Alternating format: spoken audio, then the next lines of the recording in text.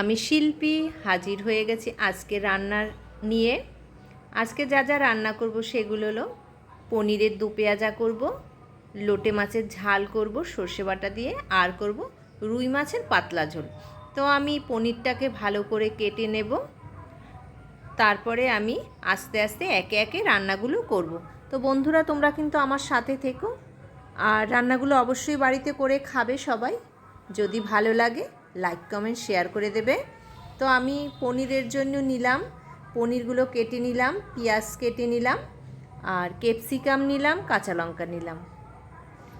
এবারে আমি তেল গরম করে, অবশ্যই আমি সর্ষের তেলে রান্না করব, তেলটা গরম করে আমি পনিরগুলোকে একটু লাল লাল করে ভেজে নেব। বন্ধুরা, তোমরা একটু বাড়িতে যদি ফ্রাইং প্যানে পনির বা মাছ যদি ভাজো, তাহলে দেখবে এগুলো কিন্তু কড়াইয়ে আটকে যাবে না, খুব সুন্দর অনায়াসেই সুন্দর উঠে আসবে। আর লাল লাল করে তোমরা ভেজে নেবে। এবারে আমি দিয়ে দেব পেঁয়াজটাকে একটু লাল লাল করে হালকা হালকাই আমি ভেজে নেব। তার ভিতরে আমি দিয়ে দেব কাঁচা লঙ্কা, আর দিয়ে দিলাম ক্যাপসিকামগুলো হালকা হালকা করেই আমি ভেজে নেব, খুব একটা কিন্তু ভাজবো না। আর সাথে দিয়ে দিলাম হলুদ, নুন পরিমাণ মতো।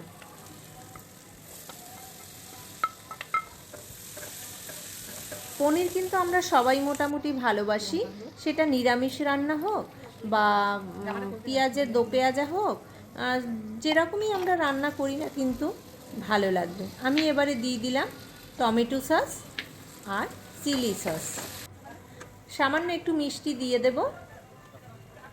এবার আমি একটু ভালো করে ভেজে নিয়ে এবারে আমি পনিরগুলোকে দিয়ে দিলাম।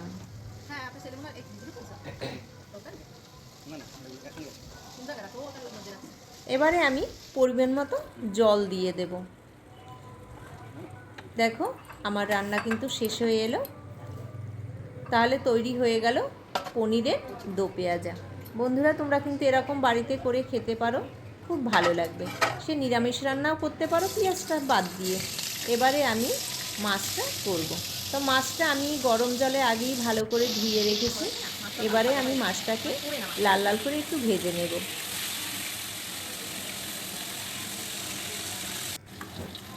আমি মাছটাকে কিন্তু আদা জিরা বাটা দিয়েই রান্না করব, একটু পাতলা ঝোল করব। আমি কিন্তু পেঁয়াজ দিচ্ছি না, শুধু আদা জিরা বাটা আর গরম মশলা দিয়ে আমি মাছটাকে রান্না করব। আমার সব মশলা কষানো হয়ে গেছে, এবার মাছগুলো দিয়ে দিলাম, আর পরিমাণ মতো দিয়ে দিলাম জল।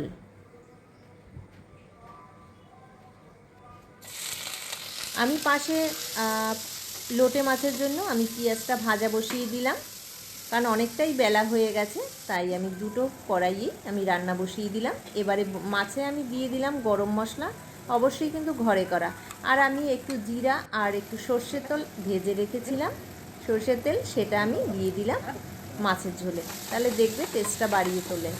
তোমরা কিন্তু এরকম করে খেতে পারো। আমার মাছের ঝোল রান্না শেষ।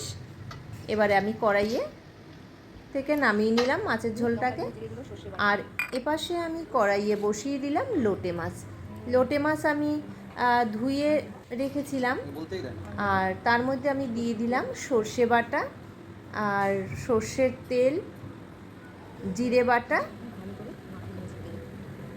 লঙ্কা গুঁড়ো আর নুন হলুদ।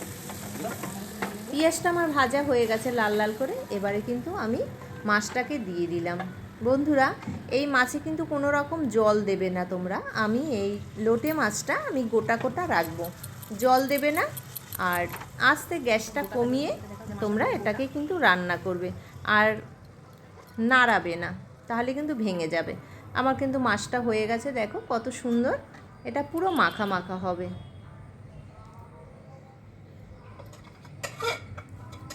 আর আমি নিম বেগুন করেছি, সেটা কিন্তু আমি তোমাদের দেখাইনি, কারণ আমি সময় পাইনি।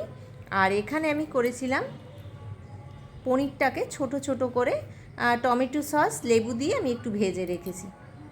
তো আমার রান্না প্রায় শেষ। আমি এবার দেখো কি কি রান্না করেছি।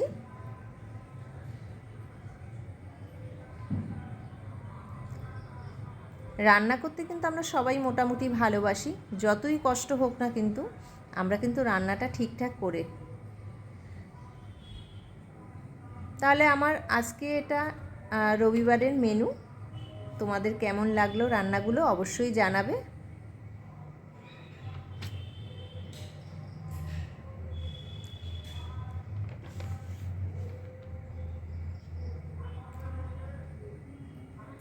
আজকে আমি খুব তাড়াতাড়ি রান্না করেছি, কারণ আজকে আমার অনেকটাই বেলা হয়ে গিয়েছিল, তাই আমি দুটো কড়াইয়েই রান্না বসিয়ে দিয়েছি। ভালো লাগলে আমার পাশে অবশ্যই থেকো।